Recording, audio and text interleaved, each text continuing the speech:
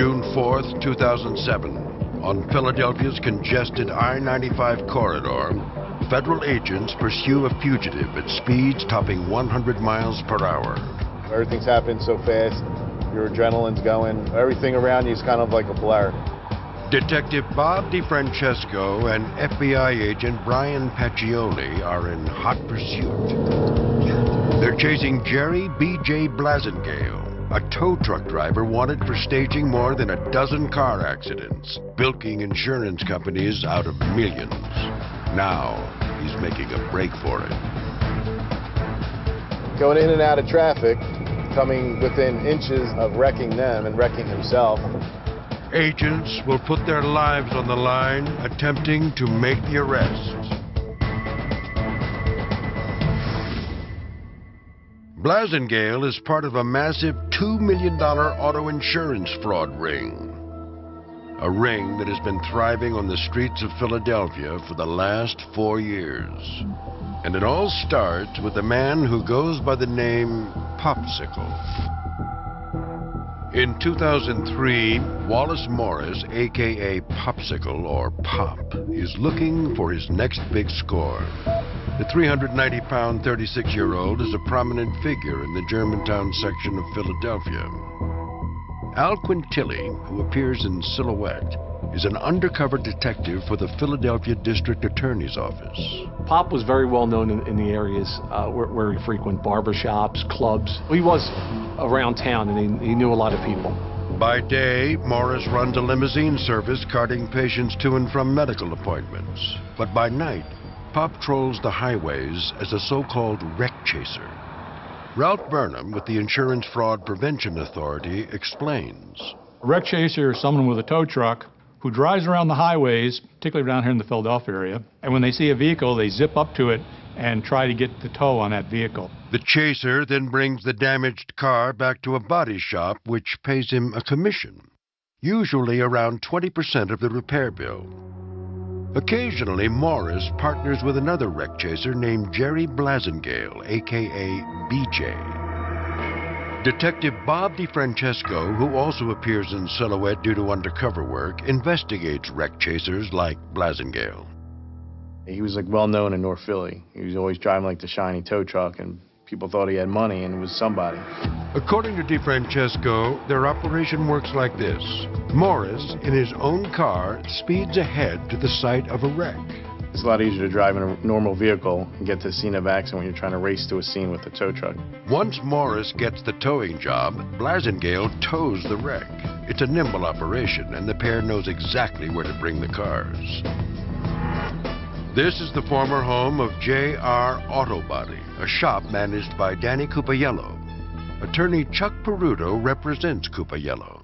Well, Cupaiello was the body shop of choice because he was generous. He really took care of the tow operators. And when the car came in, they knew that he would do more damage to the car. That is, he'd ram it into the wall or back another car into it and do more damage. The practice is called damage enhancement. And as Ralph Burnham explains, scammers in Philadelphia have refined it into an art form. One body shop had actually fitted, allegedly, a number of bumpers to a forklift so that they could drive it, crash it repeatedly into the vehicle that had been brought into the shop. More damage means a bigger claim. A bigger claim means a higher commission for the chasers. But sometimes wrecks run scarce, and Blasingale needs to get creative. He would have girlfriends and talk them into buying cars for him, and then he would wreck them on their insurance claims. These staged accidents are a rough sketch of what will later become a multi-million-dollar masterpiece of fraud. In its early incarnation, ring members will go to great lengths to ensure things look legitimate when the cops show up. Cupaiello has even been known to perform some on-the-spot dentistry for one of his accident victims. Danny tied a string around his tooth and pulled his tooth out, causing him to bleed profusely, and he told him to start spitting the blood around the car, around the dashboard, and around the steering wheel, and around the windshield. So it would look like a legitimate accident, like a legitimate impact. The racket is paying off, even for the guy with the string on his tooth. But Morris and Blasingale wondered if they can run the con without anyone bleeding. Thanks to an old childhood friend of Blasingale, it's about to get a lot easier. Drexel Reed is a 32-year-old Philadelphia Highway Patrol officer. He and Blasingale grew up together and now work the same highways. Sometimes Blasingale asks Officer Reed to write police reports when officers don't respond to the wrecks he chases. He would tell them that, no one ever responded, or, we waited. Here's all the information for the cars that were involved. You want to write up a report. Blasingale soon realizes this can become the perfect scam. Well, then I guess BJ saw that it was easy. Just give him information, and he would write up the reports. Up next, watch Blasingale and Morris turn police reports into profits. You could do this week in and week out and never get caught.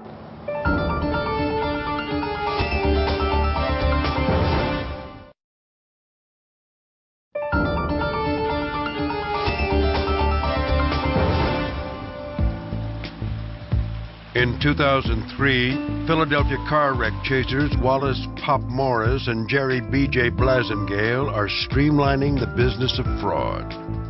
The duo makes commissions by bringing wrecks into local body shops. When business is slow, they stage their own crashes. But now, they'll take it to another level, where there's no need to crash cars at all. Here's the plan. Highway Patrol Officer Drexel Reed, a childhood friend of Blasingale, will write police reports for collisions that never take place, a concept they call paper accidents. And that's solid gold to these guys. I mean, come on. All they need is a police report to say, this is how it happened. So you could do this week in and week out and never get caught. Paper accidents are the holy grail for a lazy conman. It takes the work out of everything. Bringing people to a scene, waiting for an officer to arrive, actually damaging the cars. Morris and Blasingale now have the perfect weapon to rob insurance companies blind. And even better, the fake reports come cheap. Drexel would do this for what he termed lunch money. Could have been $20, could have been $100. But the one thing they still need are people with real insurance policies. They ask around for volunteers who might be interested in some quick cash. In January 2004, Angelina Adu is raising 3 children and facing eviction. A relative says a man named Pop can help. He said, listen. You drive, right? Yeah? Well, let's do something with the car. We're going to get rid of this car and create a situation. You know what I'm saying? Morris says they will damage the car and then send it to a body shop. A few weeks later, she will get an insurance check worth thousands. All she has to do is give him a small portion for his trouble. You don't want to do the wrong things. But this is, we live in a society where you got to make ends meet for your kids, your family, and they come first. It's a hell of a wall to be put up against. She gives Morris her car. He and Blasingale will use a U-Haul truck to ram the bumper and then have Officer Reed write up an accident report. But while waiting for their fake report, they run into some parking trouble with Adu's car. They call me and tell me, you got to go pick up the car because they've towed it away. We parked it somewhere and we lost the car. So you got to go get it. I was like, oh my God, now I really don't want to do this. The duo may be dysfunctional, but the promise of money is enough. Adu retrieves her car from the impound lot and hands the car over to Morris for a second time. In a few weeks, she received a check from the insurance company for $1,800. She says Morris collects $600 for his role, but he can keep upping the game for more. Morris gets wind of a crooked chiropractor, Dr. Stephen Rios, who will pay a kickback of up to $800 for new patients, legitimate or not. Morris sends Adu to see the doctor, telling her that if he treats her, she can get an even bigger personal injury settlement. When she arrives, Dr. Rios seems to know more about the accident than she does. He kept saying, your back, where's your back hurt at? Did you injure it before? And I said, yeah. He was like, well, but you were healed already, right? I was like, yeah. And when Dr. Rios sends his report to the insurance carrier, all sorts of injuries appear out of nowhere. These sorts of soft tissue injuries are difficult to disprove, says Bob DeFrancesco, a detective with the Philadelphia District Attorney's Office. You can have an IME, which is an independent medical exam. Someone else even look at the patient and say, well, yeah, he's complaining of pain, but I don't see anything wrong, but I can't deny that this patient is complaining of pain. After seeing Dr. Rios, patients like Adu are directed to see attorney Glory Kasner. In a one-stop shop for insurance claims, Kasner actually operates inside the chiropractor's office. She never had her own law office. She would sign up patients using a little, you could call it an office. It was very, very small, almost the size of a large closet inside of the chiropractic center, and she would meet clients there. According to Adu, Kasner also seems to know more than she does. She's like, well, what did you injure? In your back, right? Your lower back? I was like, yeah. So it's pretty much, I didn't really have to say anything. Adu is told to return several times a week for the next 6 months. Kasner typically settles personal injury claims for tens of thousands of dollars, taking a cut of at least 25%. And Dr. Rios isn't shy about gouging insurance companies either. While Adu visits the office about a dozen times, Rios bills for more than 50 visits. The liability limit was usually up to $5,000, so he would bill right up to $5,000 and then write a closing memo for the claim saying that he's cured. Everyone gets their piece. The crooked chiropractor, the litigious lawyer, the shoddy body shop, the corrupt cop, the so-called victim, and of course, Wallace Morris and Jerry Blasingale. But the money doesn't come without a price, according to Ralph Burnham at the Insurance Fraud Prevention Authority. He says fraud hurts consumers, not only through higher premiums, but also in longer waits and bureaucratic obstacles for legitimate claims. One of the largest reasons consumers express dissatisfaction with their insurance companies is their perception when they file a claim that the claim is not paid quickly enough or that they're being asked too many questions or for too much information. Part of the reason they're asked for that amount of information and documentation is because insurance fraud is out there. During the next year, Pop Morris and B.J. Blasingale reel in the dough. They put together 19 accidents, earning nearly $560,000 in kickbacks and settlements. But Highway Patrolman Reed and his imaginary reports are the key to the scam. And the only road to Officer Reed goes through his friend Blasingale. If Morris could find his own cop, he could strike out on his own and keep the cash for himself. Coming up, Morris searches for his own corruptible cop and expands operations. 286 people were involved in this scam. He was looking to make money any way he can. In 2004, Philadelphia native Wallace Pop Morris is turning car wrecks into big money.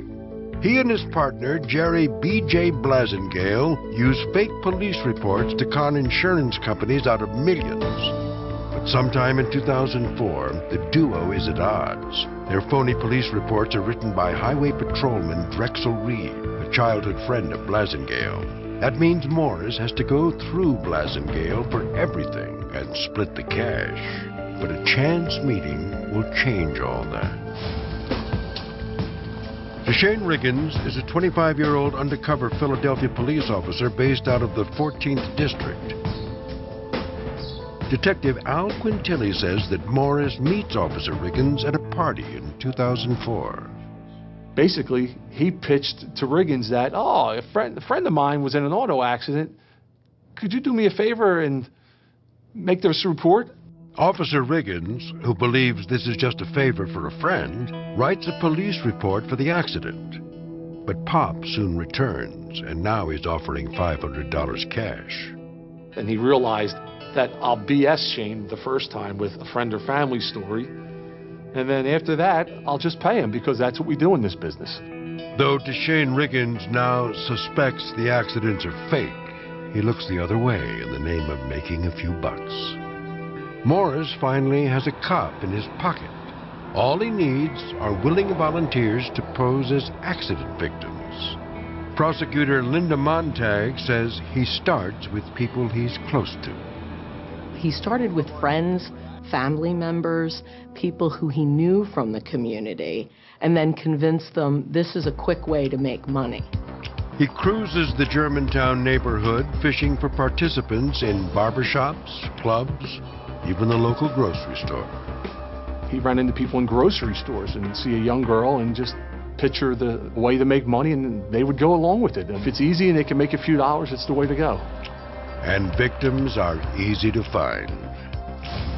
In November 2004, Donna Schluter is approached by her boyfriend with an opportunity to make some quick cash.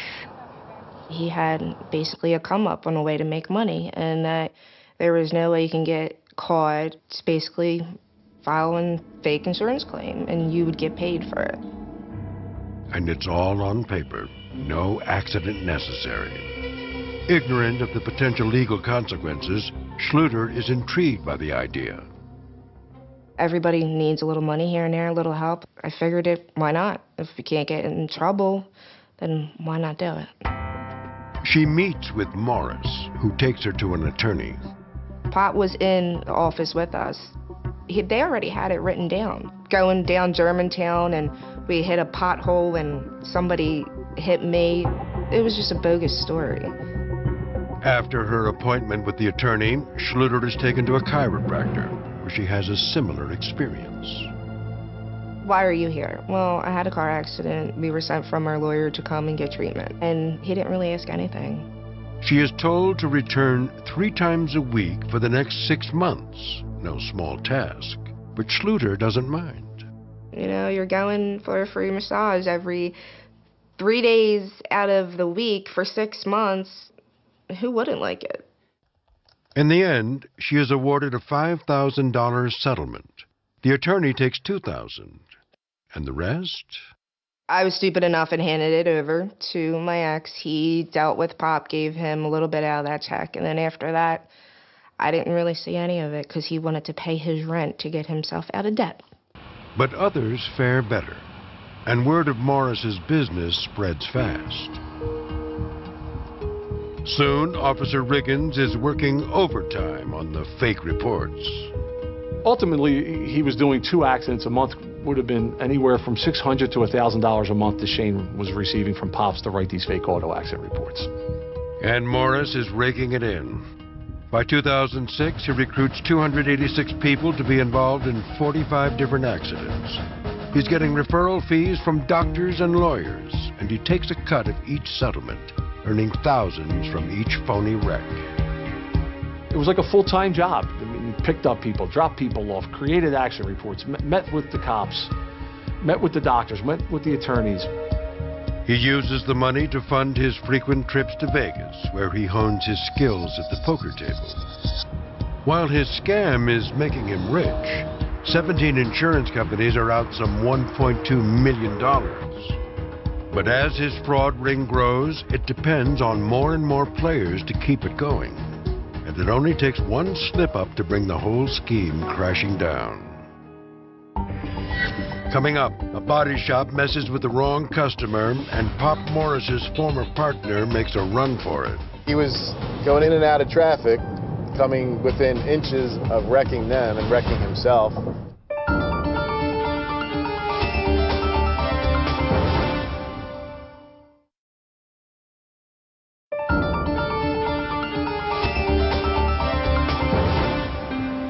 In 2005, a massive insurance fraud ring is thriving on the streets of Philadelphia. Through 2 parallel schemes, recruiters Wallace Pop Morris and Jerry B.J. Blazengale are getting cops to write phony car accident reports.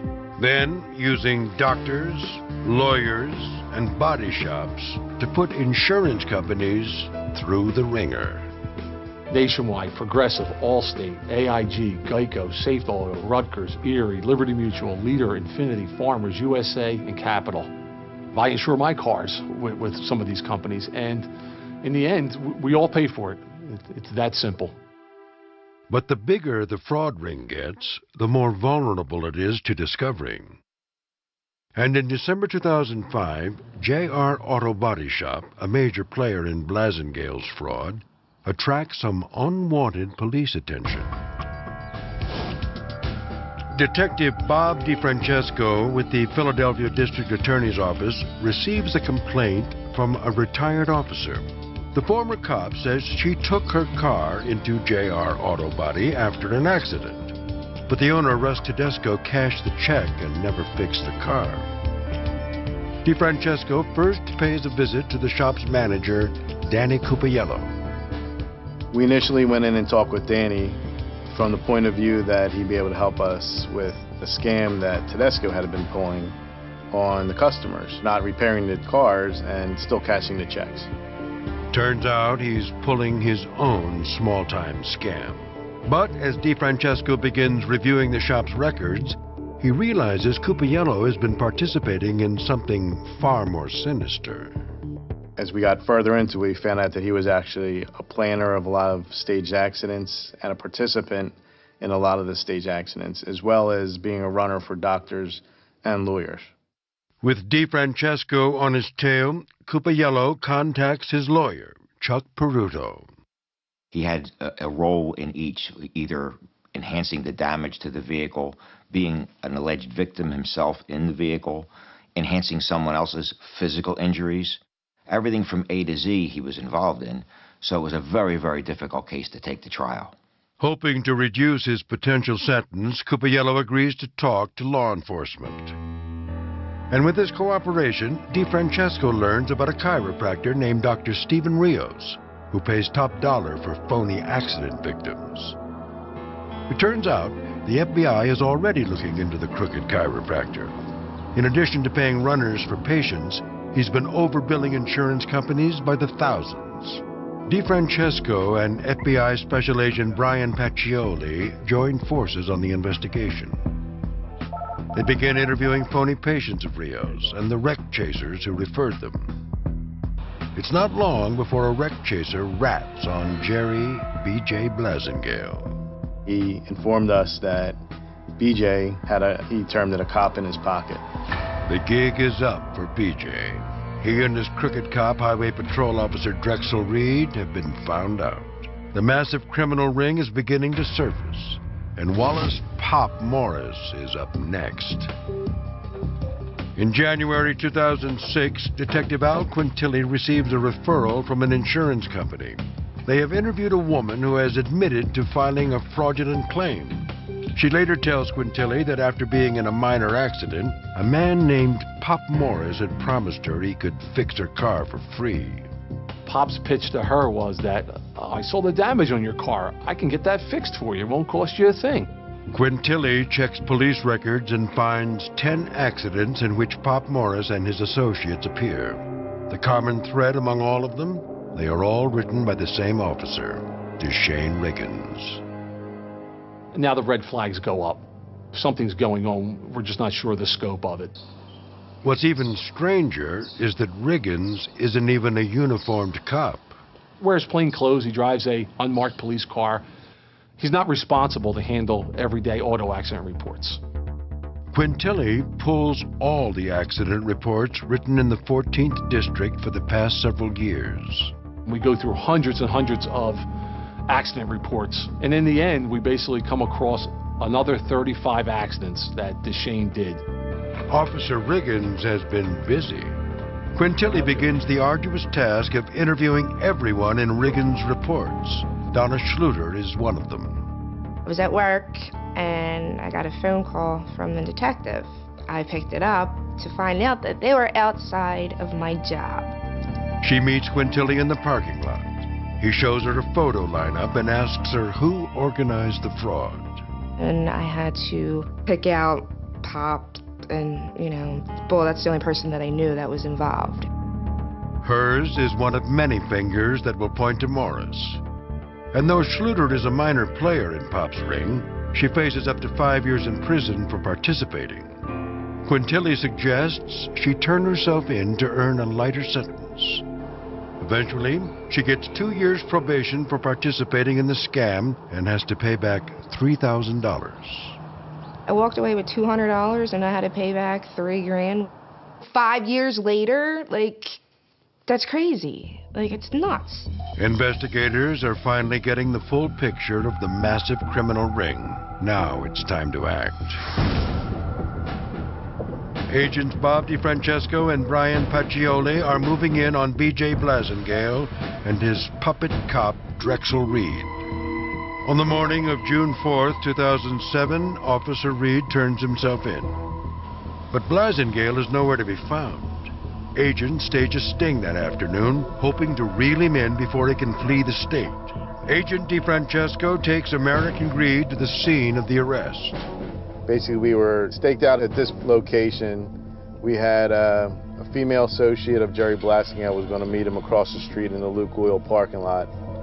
The woman has learned that Blasingale is planning to flee and agreed to lure him to the scene by telling him she has money for him. Stationed nearby is a team of FBI agents in an unmarked car. Back where that white box thing is now, in the rear of the Luke Oil, was where the other agents had been positioned, I believe. They were waiting for our signal. But when Blasingale shows up, he's too smart to take the bait. He stays in the car and instead sends a relative out to get the money. The agents swing into action. They're wearing their full FBI with their blue vest and yellow lettering. They yelled FBI, attempted to apprehend him. Blasingale, still in his car, takes off. He heads for the nearby on-ramp, and Agents DeFrancesco and Paccioli follow in pursuit. You know, your adrenaline gets pumping, you work so hard to put a case together, and you're trying to apprehend somebody. It's hard to let that person go. Blasingale is about to lead the agents down I-95, Philadelphia's main artery, at speeds approaching 100 miles per hour. Up next, American Greed goes inside a dramatic high-speed chase through the streets of Philadelphia. So everything's happened so fast. Everything around you is kind of like a blur.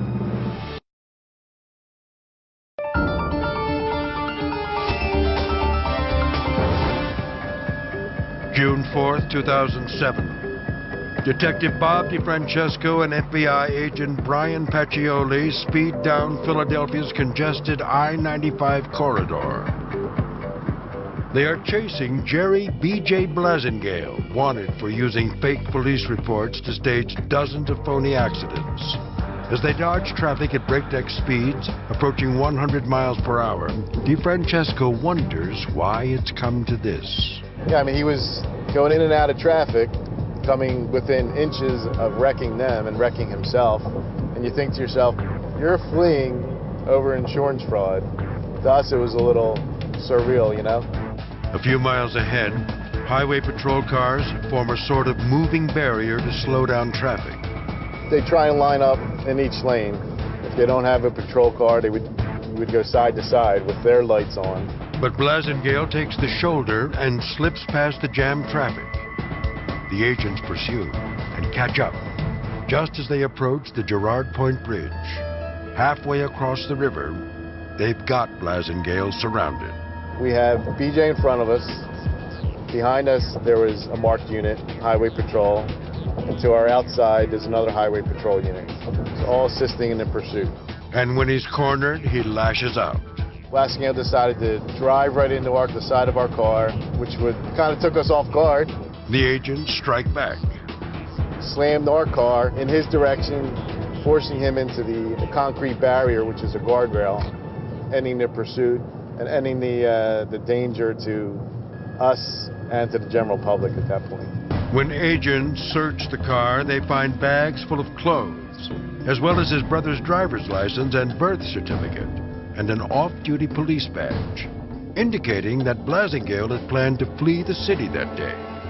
Meanwhile, Blasingale's former partner, Wallace "Pop" Morris, is in trouble. The other ringleader of the $2 million scam has caught wind that detectives are onto him. His entire outfit is run for the hills, and the key to his plot, Officer Deshane Riggins, has quit his side job as the author of Pop's phony police reports. He put the brakes on writing the fake reports for Pop. So now, that's what they do. They had to come up with another way of making money. Morris has lost the engine that drives his fraud machine, but he depends on the cash the scam brings in every year. So he'll have to go back to making money the more dangerous way, staging real car crashes with real cops. They basically did it the hard way. They had to get 6 people, 2 cars, and everyone go sit in an intersection and call 911 and wait for the police officer to come and write their report. It's a pain for Morris, but proves deadly for one of his victims. In the early morning of June 5th, 2007, the night after BJ's dramatic high-speed pursuit, Pop Morris and his associates drop off a group of 6 potential accident victims at the corner of Church and Bainton. This man, who we will call Jeffrey, is one of them. He's been lured to the scene by the promise of $5,000. He watches as Pop Morris's associate goes to work. The guy had parked the car. He took the car, ran another car into the back of the car. Boom. So it looked like it was an accident. They call 911. While waiting for police to arrive, Jeffrey strikes up a conversation with a fellow victim named Eric Christmas. It's Christmas's second staged accident with Morris. What they don't know is it will also be his last. But he was a good dude for a little bit of time that I spent with him. He was more of the one that was trying to keep everybody on a peaceful atmosphere. The peaceful atmosphere is soon interrupted by a passenger in a beat-up white sedan. We hear this noise coming down the street. Pit, pit, pit, pit, pit, pit, pit, pit, pit, pit, pit, pit, pit, pit, pit. The girls looked and they started to move real fast up the hill. And the guy was like, "Oh, baby, y'all ain't gotta run." Jeffrey takes a closer look. And when I looked, only thing I seen was a barrel of a .40 Glock, like this. As Jeffrey backs away, he sees Eric Christmas move toward the car. I thought he knew the man because he placed his palms on the car and like he was talking to him. So I thought he knew him. Christmas tries to talk to the driver, and Jeffrey takes advantage of the opportunity. I did the next best thing any man should do. I got the out of there. So when I got to running, as soon as I cut the corner, you just heard it. Pop, pop, pop, pop, pop, pop, pop, pop, pop, pop, pop. Gunshots ring out, and Jeffrey ducks for cover. After a few minutes of silence, he returns to check on Christmas. And when I came back, he was laying on the ground with his hands face down, like with his head cocked to the side, his hands in the back of him, and he just was looking at me. Eric Christmas has been shot dead, the victim of a robbery gone wrong. Jeffrey says that Christmas's attempt to talk down the assailant gave him the chance to escape with his life.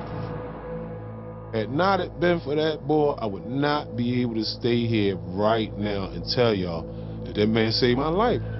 When the police arrive, they take everyone at the scene downtown for questioning. Jeffrey goes through with the fake story to protect his co-conspirators. But anxious to move on, Jeffrey never files an insurance claim for the staged accident. Shockingly, some of the other phony victims do. When asked why, Jeffrey can say only one thing. Greed. I don't know. I didn't know him. I know this much. I had my mother always gave me morals and respect for folk. And that's what stepped into my brain to do the right thing. And it wasn't to keep this lie going on when this man is dead. The murder of Eric Christmas is ruled a random act of violence, unrelated to the insurance fraud. But the neighborhood is scared. And for Morris, it's the end of the line. He's lost Officer Riggins, and now his ability to recruit. He starts to sweat the pressure. In this undercover recording taken by an associate cooperating with detectives, Morris condemns Officer Riggins for not having other officers sign his phony reports.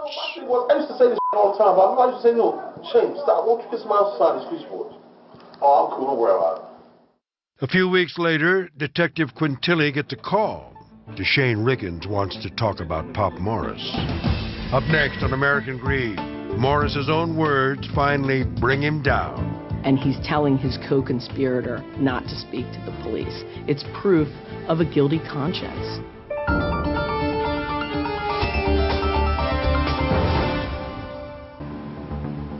Philadelphia, 2007. The walls are closing fast on Wallace Pop Morris, the former figurehead of a $1.2 million auto insurance fraud empire. Philadelphia police officer Deshane Riggins, who once wrote Pop's fake accident reports, is now cooperating with the district attorney's office. And Riggins agrees to secretly tape record phone calls with Pop. Yo, what's up, dog? In this one, Pop urges him not to talk to the police. Hey, nothing. As long as you stick to your guns, homie. Prosecutor Linda Montag says this is a home run. What you hear is Pop saying, don't talk to anybody, don't tell them anything, don't speak to the detectives. And what that shows is Pops knew what he was doing was wrong, and he's telling his co-conspirator not to speak to the police. It's proof of a guilty conscience. In late July, Detective Al Quintilli of the Philadelphia District Attorney's Office executes search warrants at the homes of Morris and Officer Riggins. We found auto accident reports in Pop's house. We found scraps of paper listing all the people's names who might have been in the accidents in his house, in Deshane's house. On May 21st, 2008, Wallace Morris is arrested and charged with 429 counts, including insurance fraud, theft by deception, and 45 counts of making false reports to law enforcement. But FBI agents still need to nail the crooked chiropractor, Dr. Stephen Rios. In March 2008, they send an undercover agent in to see Dr. Rios, and he's wearing a wire. Detective DeFrancesco explains the idea behind the operation. Not going to tell him anything about his injuries, not going to tell him anything about what kind of accident he was involved in, and then to see what type of report the doctor would write about that initial meeting. The tapes reveal an initial visit spent mostly discussing Rios' new condo and the Philadelphia Eagles season. Talked about everything except his injuries, what type of accident he was in, what kind of pain he was in. But in Rios' report to insurance, he claims his neck pain is severe, his sleep is moderately disturbed. He states that sitting over 15 minutes causes him pain and discomfort. Walking over a quarter mile causes him pain. Everything that he put on a report was never said to him. And that just proved, that all the reports that we had gathered that were all validated by that one undercover. In February 2010, Dr. Stephen Rios is charged with 23 counts of mail fraud. He pleads guilty and gets 4 years in federal prison. Glory Kasner, the attorney who practiced out of Dr. Rios' office, pleads guilty to 2 counts of mail fraud and gets 3 years of probation for filing the false claims. She is also suspended from practicing law. Meanwhile, Jerry B.J. Blasingale pleads guilty to the fraud charges, but contests charges of assaulting an FBI agent during his high-speed pursuit. He tried to argue that he never hit us, that we hit him repeatedly, and he didn't realize that we were cops, even though we had 7 marked units chasing him, along with our Crown Victoria, which had lights and sirens on it. He tried to tell the court that he thought it was someone trying to do a hit on him.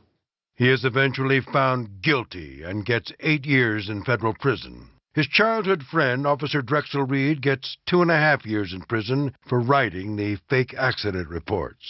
According to him, it wasn't for the money. It was just because he was friends with BJ and he thought, he was doing it for a friend. And essentially, he gave up his whole police career for these stupid reports. Daniel Cupayello, the damage-enhancing mechanic, is given 5 years of probation for his cooperation in bringing down the ring.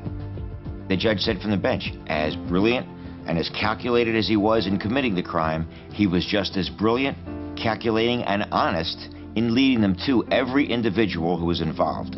Wallace Pop Morris, a ringleader of the massive underground business, pleads guilty. He is sentenced to 4 to 10 years in state prison and another 33 months in federal. He's ordered to pay almost $500,000 in restitution. His puppet cop, Deshane Riggins, is stripped of his badge. He is given a year of house arrest and 7 years probation. Riggins loses his pension and now works in construction. In total, the damage done is staggering. We investigated over 100 fake accidents. Nearly 218 people were arrested, and a total claim amount of nearly $2 million. $2 million in claims that, according to the insurance industry, will get passed on to consumers. Like Morris himself, in his day job as a limo driver.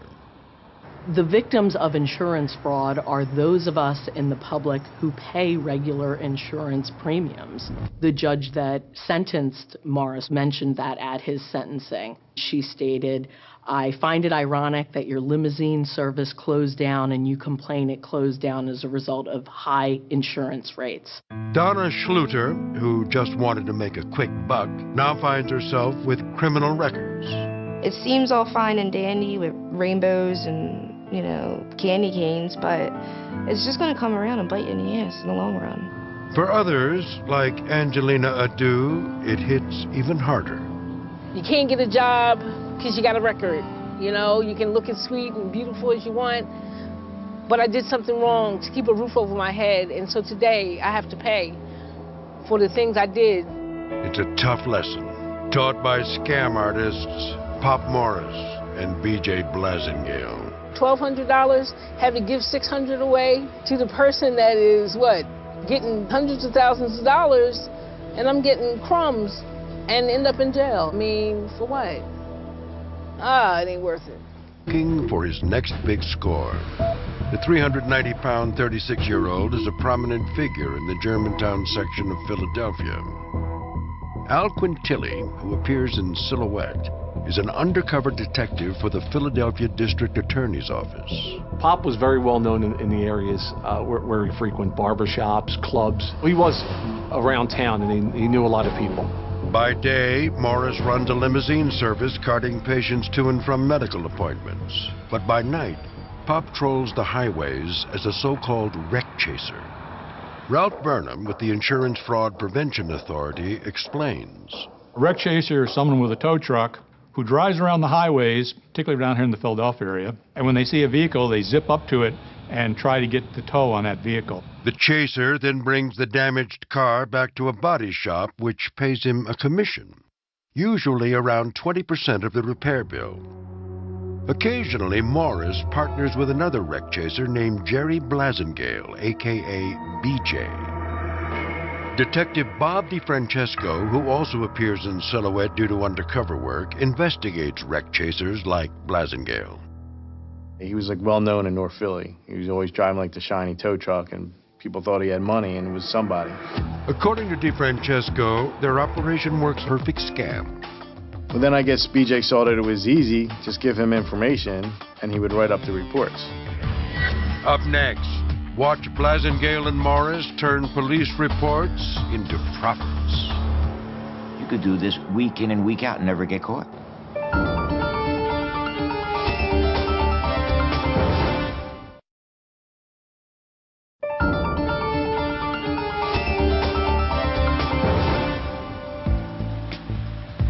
In 2003, Philadelphia car wreck chasers Wallace Pop Morris and Jerry B.J. Blasingale are streamlining the business of fraud.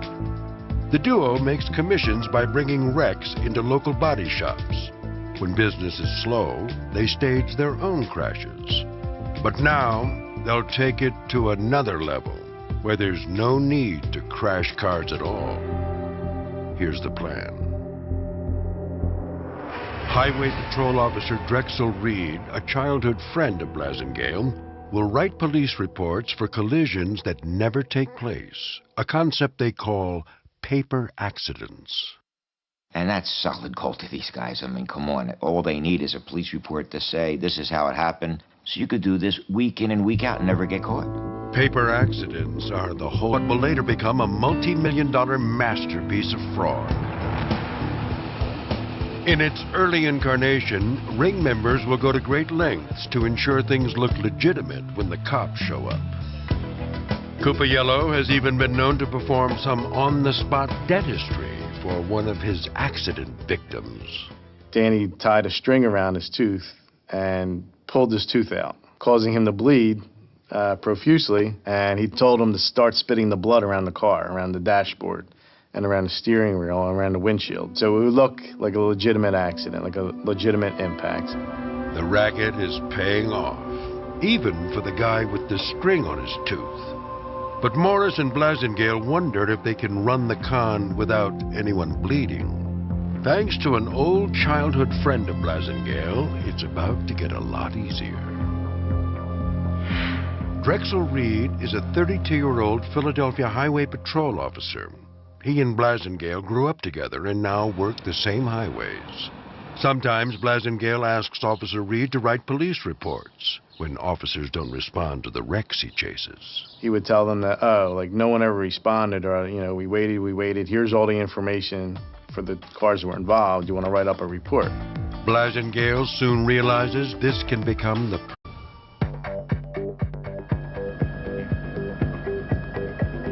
June 4th, 2007. On Philadelphia's congested I-95 corridor, federal agents pursue a fugitive at speeds topping 100 miles per hour. Everything's happening so fast, your adrenaline's going, everything around you is kind of like a blur. Detective Bob DeFrancesco and FBI agent Brian Paccioli are in hot pursuit. They're chasing Jerry B.J. Blasingale, a tow truck driver wanted for staging more than a dozen car accidents, bilking insurance companies out of millions. Now, he's making a break for it. Going in and out of traffic, coming within inches of wrecking them and wrecking himself. Agents will put their lives on the line, attempting to make the arrest. Blasingale is part of a massive $2 million auto insurance fraud ring. A ring that has been thriving on the streets of Philadelphia for the last 4 years. And it all starts with a man who goes by the name Popsicle. In 2003, Wallace Morris, a.k.a. Popsicle, or Pop, is looked like this. Morris, in his own car, speeds ahead to the site of a wreck. It's a lot easier to drive in a normal vehicle and get to the scene of accident when you're trying to race to a scene with a tow truck. Once Morris gets the towing job, Blasingale tows the wreck. It's a nimble operation, and the pair knows exactly where to bring the cars. This is the former home of J.R. Auto Body, a shop managed by Danny Cupaiello. Attorney Chuck Peruto represents Cupaiello. Well, Cupaiello was the body shop of choice because he was generous. He really took care of the tow operators. And when the car came in, they knew that he would do more damage to the car. That is, he'd ram it into the wall or back another car into it and do more damage. The practice is called damage enhancement. And as Ralph Burnham explains, scammers in Philadelphia have refined it into an art form. One body shop had actually fitted, allegedly, a number of bumpers to a forklift so that they could drive it, crash it repeatedly into the vehicle that had been brought into the shop. More damage means a bigger claim. A bigger claim means a higher commission for the chasers. But sometimes wrecks run scarce, and Blasingale needs to get creative. He would have girlfriends and talk them into buying cars for him, and then he would wreck them on their insurance claims. These staged accidents are a rough sketch of